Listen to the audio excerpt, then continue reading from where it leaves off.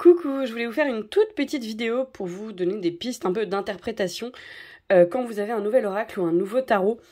Donc ici j'ai le tarot de Jean Noblet, le petit que j'aime bien parce qu'il tient dans la main et que c'est un tarot opératif, c'est-à-dire un tarot source, c'est-à-dire que c'est les vrais, ils ont vraiment voulu que ce soit comme ça, dessiné comme ça, ils parlent à notre inconscient collectif. Ensuite j'ai pris le tarot de Hélène Huck et ça c'est le tarot de la sorcière moderne. Donc par exemple, je vous invite un peu à toujours, voilà, vous connecter au symbolisme des choses. Et quand vous voyez une nouvelle carte et que vous savez pas trop ce qu'elle veut dire, peut-être que vous pourriez noter sur votre carnet des choses et des indications sur ce qu'il y a sur cette carte. Par exemple, la justice. On voit une épée. Donc on peut écrire dans son petit journal épée. Une épée, ça sert à quoi? Une épée, ça sert à trancher, ça sert à couper, donc couper des liens toxiques, mais ça sert aussi à faire éclater la vérité. Quand on dit à quelqu'un, bon, je sais pas, ça me vient comme ça, mais je te tue ou tu dis la vérité, tu vois, c'est un peu du chantage. Il y a aussi ce côté de l'alignement avec l'épée, il y a ce côté où on est droit.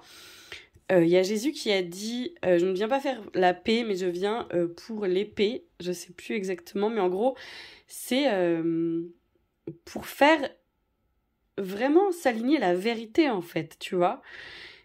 Et ça va nous parler de combat, ça va nous parler de combativité, ça va nous parler de tranchées, ça va nous parler...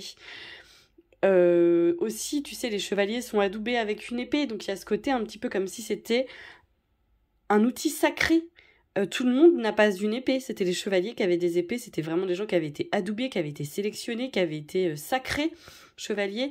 Donc il y a quand même ce côté...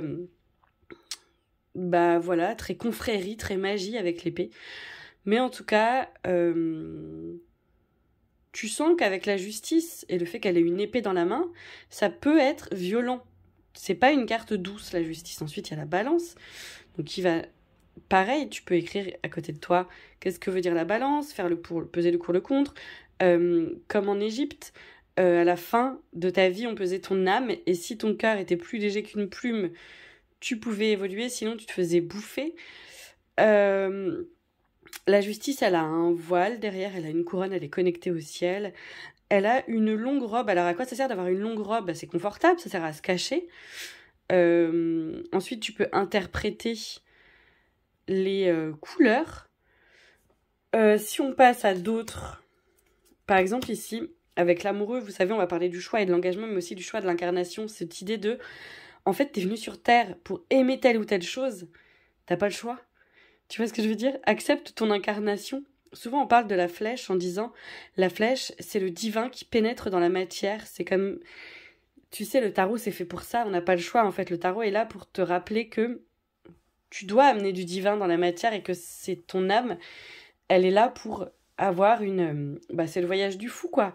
Ton âme, elle est là pour vivre certaines épreuves. Et l'amoureux, il est là pour ça. Il est là pour te dire, engage-toi vers ta voie personnelle à toi, parce que ta voie personnelle, c'est ton âme qui l'a choisie et c'est pas les autres qui les ont choisis. Donc on peut parler de l'ange qui a les yeux bandés, on peut parler de la couronne de laurier, on peut parler du fait que lui, il a les pieds sur terre, hein, qu'il est très connecté à la terre comme ça, en petit short, en petite jupette, tandis que les femmes sont plus...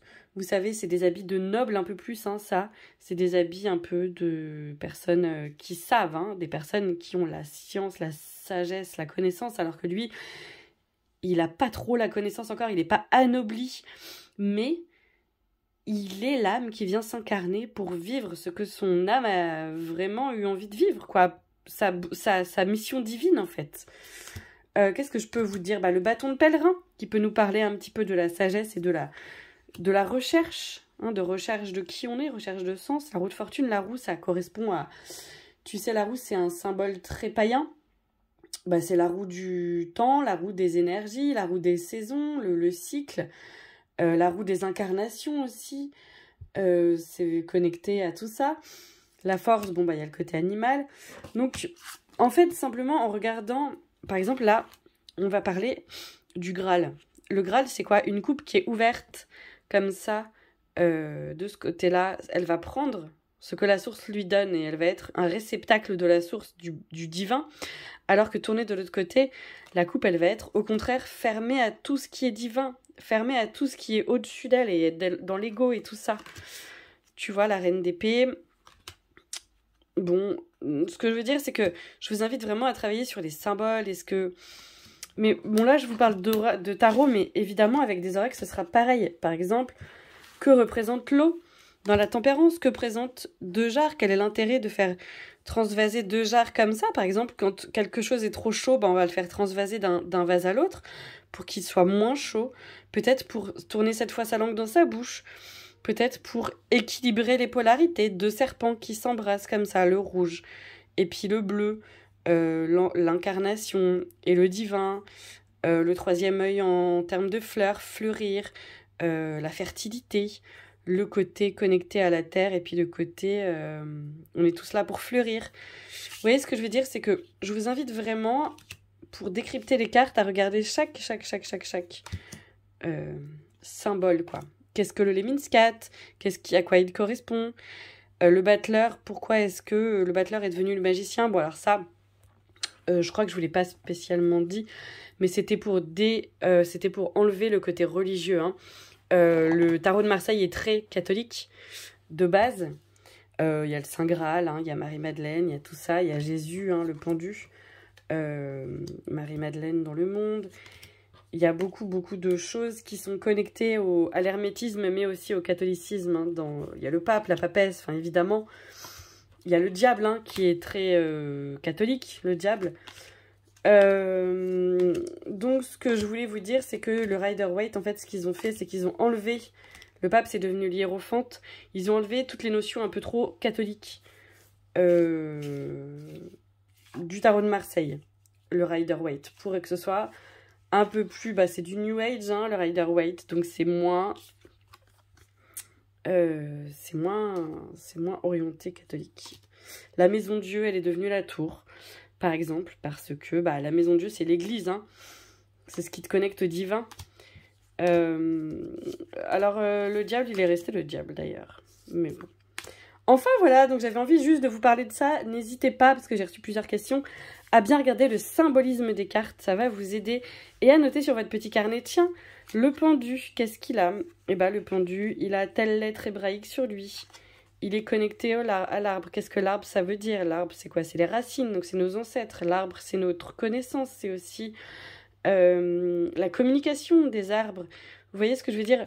Une corde, à quoi c'est lié? Au sacrifice, à ce qui sacrifie sa vie comme Jésus pour la connaissance, pour la conscience. Enfin voilà. Un trône qui est placé sur un trône. Un aigle qui, dans l'histoire, a pris l'aigle comme symbole. Vous voyez ce que je veux dire? Et ça, dans les oracles, vous verrez la même chose pour réussir à comprendre un petit peu, à vous connecter aux énergies des cartes. Ça vaut vraiment le coup. Vous savez, dans la tour, dans la maison de Dieu, on peut parler de coups de foudre, on peut parler de crise salutaire et puis de choses comme ça, mais aussi de déménagement. C'est quelque chose de très phallique, hein, quelque chose... On va accoucher des vérités, on va être dans un moment dans notre vie où ça va être difficile, mais c'est pour aller vers le mieux. Enfin, voilà, le symbole. Écoutez-vous et puisez dans l'inconscient collectif et dans le symbolisme, c'est trop important. Pourquoi est-ce qu'elle est enceinte? Qu'est-ce que ça veut dire être enceinte? Pourquoi est-ce qu'elle libère son eau? L'eau qui vient quand même de son sexe, hein, et de la jarre, certes, mais enfin bon. Vous voyez ce que je veux dire? Nourrir comme ça des égrégores. Est-ce qu'elle est en train de nourrir l'égrégore de la source et qu'elle a dissous son ego pour donner tout ce qu'elle savait? Enfin voilà. Et à chaque fois, posez-vous des questions sur chaque carte. Genre, moi, quelle est la dernière fois que quelque chose m'a bouleversée? Quel est mon rapport au divin? Quel est le rapport que j'ai avec mon corps? Est-ce que je me mets à nu facilement? Est-ce que je me sens connectée au divin? Quand est-ce que j'ai eu honte la dernière fois? En fait, vous regardez une carte et vous voyez quelle question vous pose la carte. Et c'est pas parce que vous l'avez pas lu dans un livre qu'elle est fausse, hein. Si c'est votre inconscient qui vous parle de ça, par exemple, je vais prendre une carte au hasard. Là, la carte me dit... quelle est la dernière fois que tu ne t'es pas senti aligné avec tes valeurs? Qu'est-ce que tu as fait où tu as eu quelque chose à te faire pardonner? À quel moment est-ce que tu as senti que ton cerveau droit et ton cerveau gauche étaient en désaccord et tu as quand même presque vendu ton âme au diable pour être conforme à la société, pour être conforme au dogme? Quand est-ce que tu as eu l'impression que l'univers bénissait ton choix. Enfin, vous voyez ce que je veux dire? Tu prends une carte et tu vois toutes les questions qui rentrent dans ta tête et puis tu t'y réponds et ça te fait un petit carnet comme ça un petit carnet pour te poser des questions et de travailler sur toi en fait. Et puis voilà.